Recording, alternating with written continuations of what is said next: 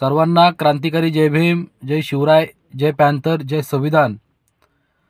समाज माध्यमातून, पत्रकारांच्या माध्यमातून जी बीड जिल्ह्यामध्ये ब्राह्मण सभेचं आयोजन केलेलं आणि त्या सभेमध्ये मेंटल पर्सन, ज्याला संविधानाचा अभ्यास नाही आहे, तिला समाजाचा अभ्यास नाही आहे, अशी असणारी जी नेहमीच समाजामध्ये तेढ निर्माण करते, अशी बेताल वक्तव्य करणारी केतकी चितले त्या ठिकाणी बोलवून तिने जाहीर सभेमध्ये ॲट्रॉसिटी अंतर्गत जे गुन्हे दाखल होतात त्यांच्यावर शिंतोडे उठवण्याचं काम केलेलं आहे.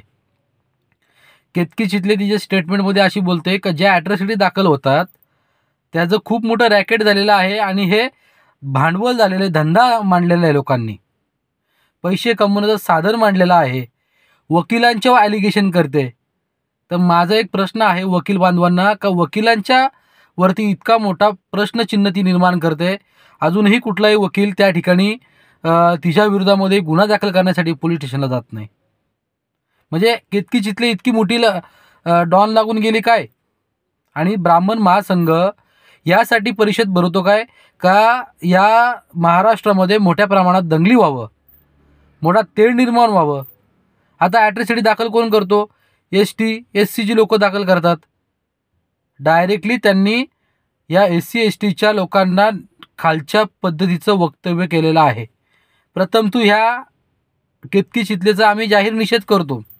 तिला बरंच काय आम्ही बोलू पण देखील शकतो, पण आम्ही संविधानामध्ये बांधव आहोत, संविधानाचे आम्ही पाईक आहोत, त्याच्यामुळे आम्ही कुठल्याही महिलेचा आदरच करतो.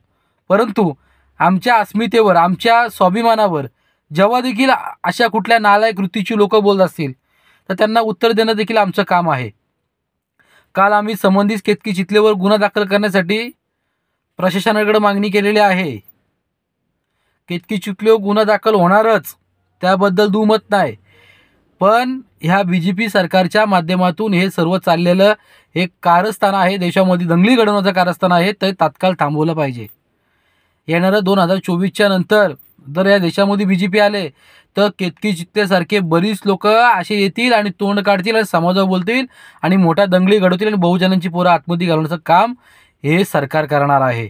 म्हणून सर्वांनी सावध राहा. या केतकी चितलेला जिथं भेटेल तिथं आपल्या महिलांनी हिचं तोंड कालं करा, हिला इतकं त्रास द्या का हिला भारतीय संविधान आठवलं पाहिजे. हिला एक सांगतो, या ॲट्रॉसिटीबद्दल बोलते.